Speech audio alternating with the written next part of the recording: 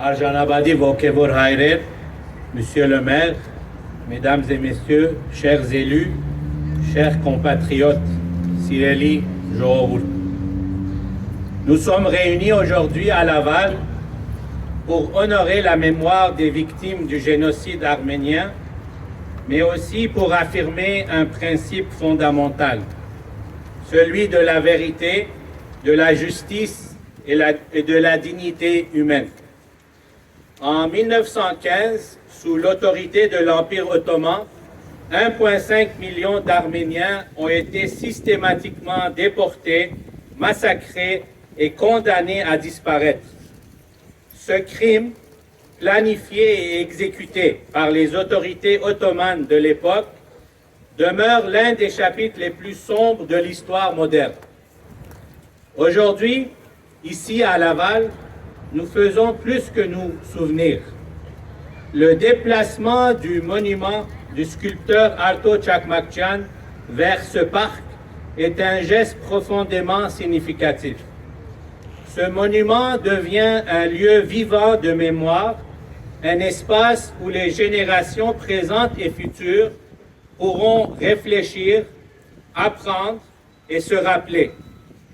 Il ne s'adresse pas uniquement aux Arméniens, il s'adresse à tous les citoyens. Il nous interpelle collectivement sur notre responsabilité face à l'histoire.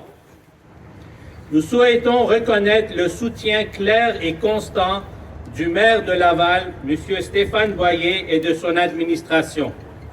Leur engagement n'est pas une prise de position pour une seule communauté, mais un choix courageux en faveur des valeurs universelles.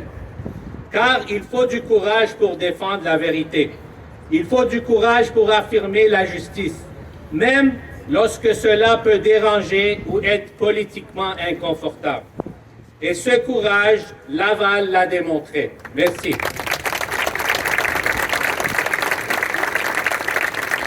En 2020, au moment où la guerre faisait rage en Artsakh, la ville de Laval a posé un geste fort. Elle a adopté une résolution reconnaissant le droit à l'autodétermination du peuple d'Artsakh et appelant à la justice. Ce geste n'était pas anodin.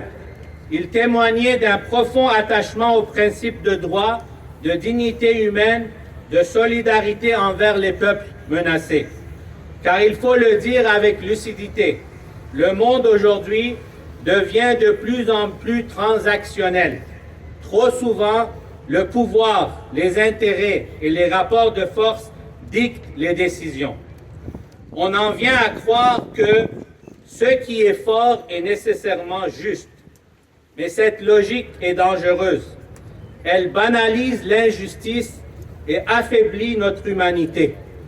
Et pourtant, il existe une autre voie. Il existe des femmes et des hommes qui croient encore que la décence, le respect, la mémoire, le patrimoine, la compassion et la justice valent plus que le pouvoir. Laval, aujourd'hui, se tient clairement de ce côté-là.